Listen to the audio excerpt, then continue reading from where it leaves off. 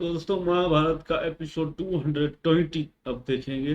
Last में भाई युधिष्ठिर ने काम खराब कर दिया ना, आके बोलता है मैं बलिदान देता हूँ। और आगे मर जाता तो अच्छा हो जाता ना। बलिदान के चक्कर में सूर्यास्त हो गया, फिर अभी जंग टल गई। देखेंगे अभी हाँ प्ले प्ले करो। करो।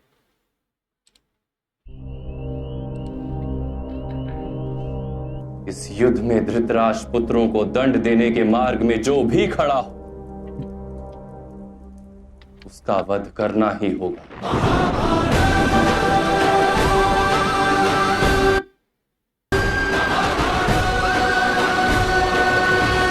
कदाचित पितामह का वध अनिवार्य नहीं माना। आज उन्होंने ज्येष्ठ भ्राता को निशस्त्र किया, परंतु उनका वध नहीं किया। अर्थात इस धर्म युद्ध में पितामह भी हमारी विजय की कामना करते हैं, और जब तक वो हमारे विजय पथ में बाधा नहीं डालते, उनका वध करना अनिवार्य नहीं। और आज ही की तरह कल भी हम युवराज दुर्योधन तक पहुंच ही जाएंगे। केवल युद्ध ही नहीं पार, जीवन का प्रत्येक क्षण हमें एक नया अनुभव देता है।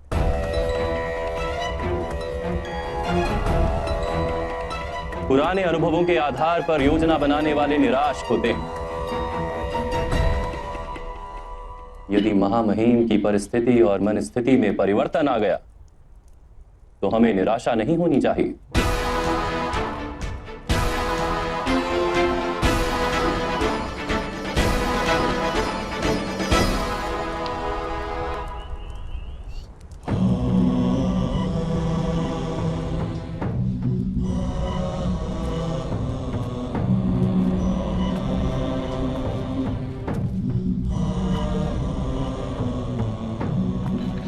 कल्याण हो महामहिम। यदि आप स्वस्थ हों तो कल के व्यूह रचना के विषय में चर्चा कर लेते हैं।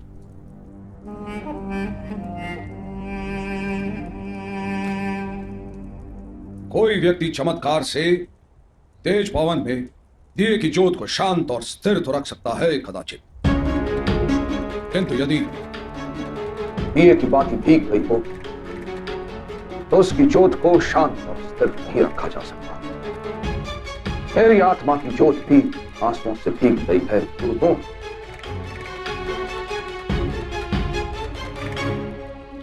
जिस युधिष्ठिर को हस्तिनापुर के सिंहासन पर बैठा हुआ देखने के लिए मैंने अपने आप को हस्तिनापुर के सिंहासन का बंदी बना दिया,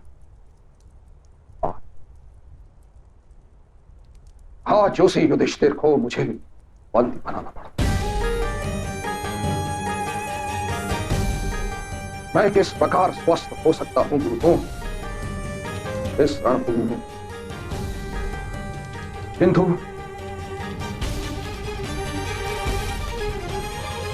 व्यूह रचना और युद्ध की चर्चा कर नहीं होगी। पधारिए।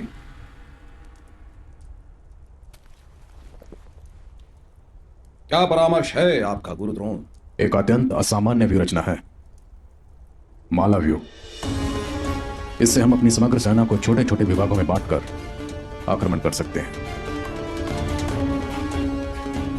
नहीं गुरुदेव,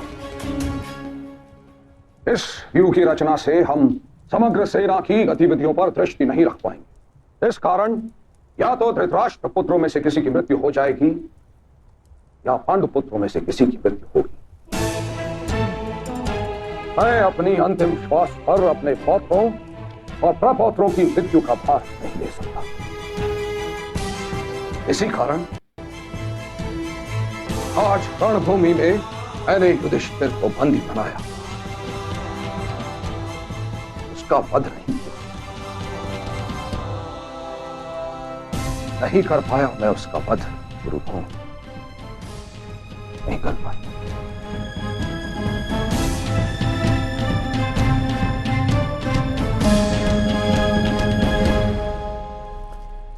इस युद्ध में हमारा एक ही लक्ष्य है गुरुदेव, हम कुरुवंश में से किसी की भी मृत्यु नहीं होने दे सकते।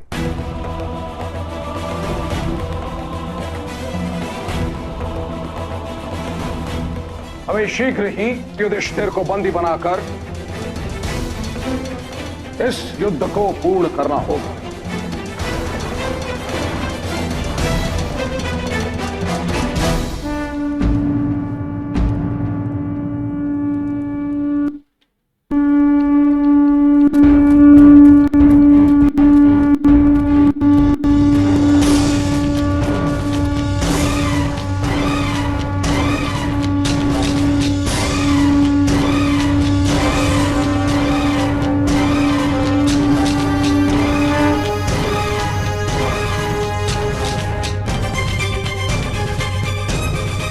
युवराज, इन सभी भारतीयों को संकेत देकर यहां एकत्र करने का क्या प्रयोजन है? मित्रकांड, तुम सज्ज हो जाओ। कल प्रातःकाल ही रणभूमि में उपस्थित होकर अपना कौशल दिखाओगे।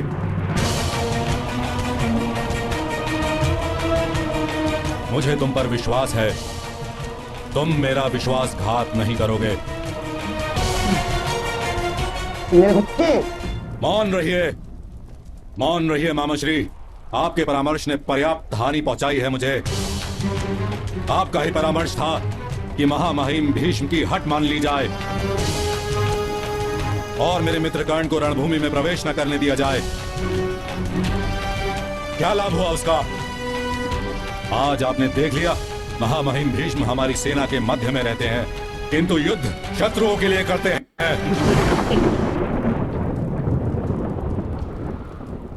राज, यदि आपको और आपके भाइयों को मेरा रक्षण प्राप्त न होता, युद्ध के पहले दिन ही आप सभी के प्राण चले जाते।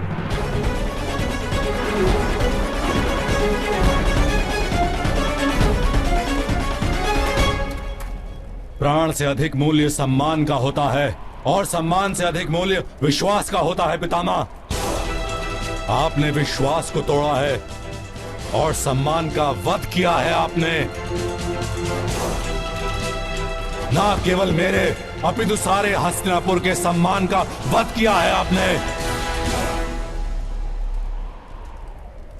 लांछन लगाया है आपने महाराज शांतनु के नाम को।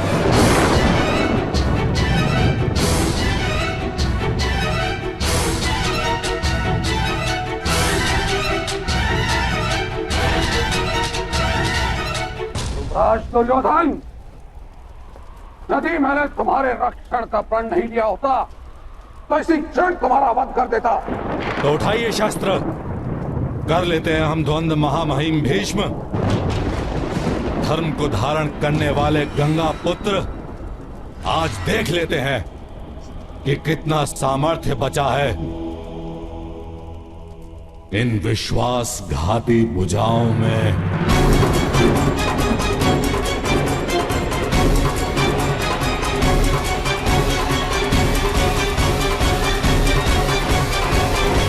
युधिष्ठिर का वध करने का अवसर था इनके पास, लेकिन वो इन्होंने नहीं किया।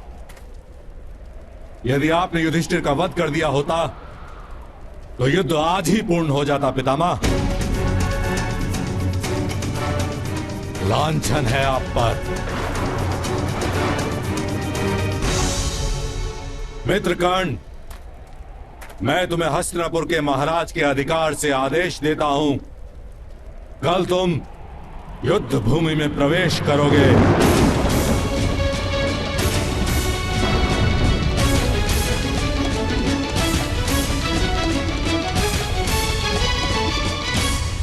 मेरा निर्णय भी तुम जानते हो दुर्योधन।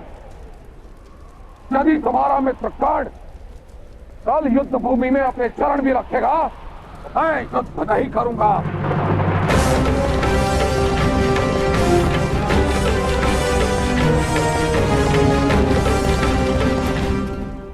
तो मत कीजिए युद्ध।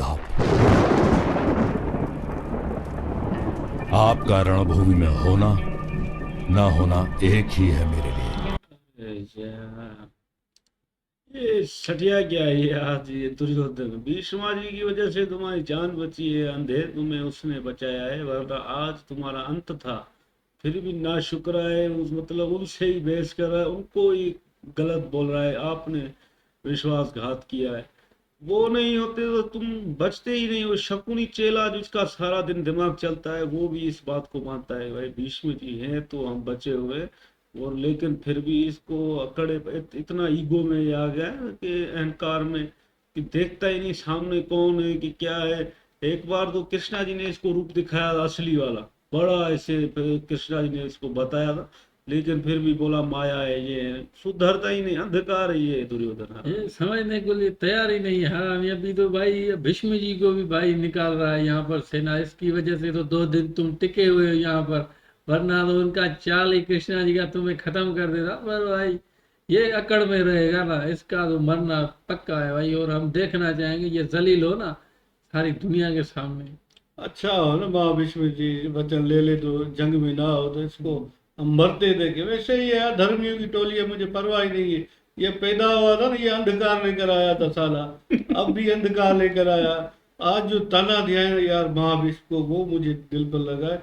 महाराज शांतनु का नाम लिया ना, हाँ मछुआरन भी मुझे याद आ गई, उसके कारण ये युद्ध हो रहा है। हाँ भाई ये तो सही कह रहा है वकार भाई। पितामह को निकल जाना चाहिए, बस अपने दूर खाना पीना खाए रेस्ट करे।